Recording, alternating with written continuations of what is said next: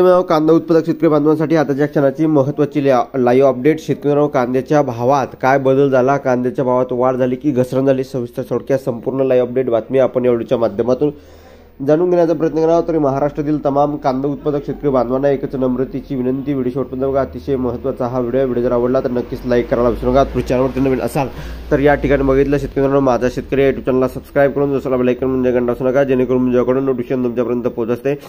स्क्रीनवर शकता कृषी उत्पन्न बाजार समिती लासलगाव दिनांक 18 डिसेंबर 2024 बुधवार रोजचे बाजारभाव। एकूण कांदा लिलावामध्ये 900 नगांची आवक आहे। लाल कांद्यासाठी 900 नग कांदा आवक, कांद्याचे 17,300 क्विंटलची आवक बाजारभाव या ठिकाणी निघाले आहे।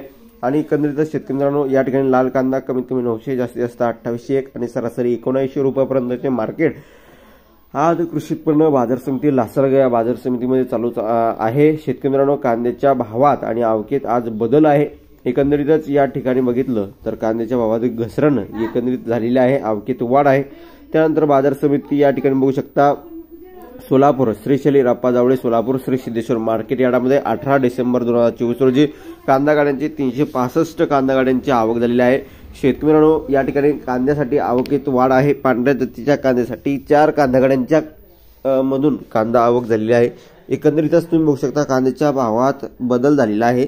आणि सोलापूर या ठिकाणी काय बदल होतो यानंतरच्याच व्हिडिओमध्ये आपण बघणार आहोत। परंतु आवक सुद्धा तुम्ही बघू शकता, कांदा गाड्यांच्या किती कांदा गाड्या या ठिकाणी दाखल झालेल्या आहे।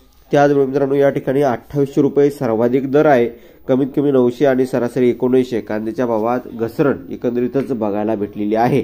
शेतकऱ्यांना कांद्याच्या भावात सुधारणा होईल का, तर होऊ शकते, कारण की आता सध्या तरी नवीन कांदा मार्केटमध्ये येण्यास सुरुवात झाली आहे। त्यामुळे कांद्याच्या भावात पडझड आणि घसरण झाली आहे आणि राहिलेले 20% निर्यात शुल्क राज्य सरकारने काढून घ्यावे, खासदारांना विनंती या ठिकाणी महाराष्ट्र कांदा संघटनेकडून या ठिकाणी शेतकरी बांधवांकडून करण्यात येत आहे। धन्यवाद। लक्ष्मी जय महाराष्ट्र, जय शिवराय, भेटूया जय महाराष्ट्र।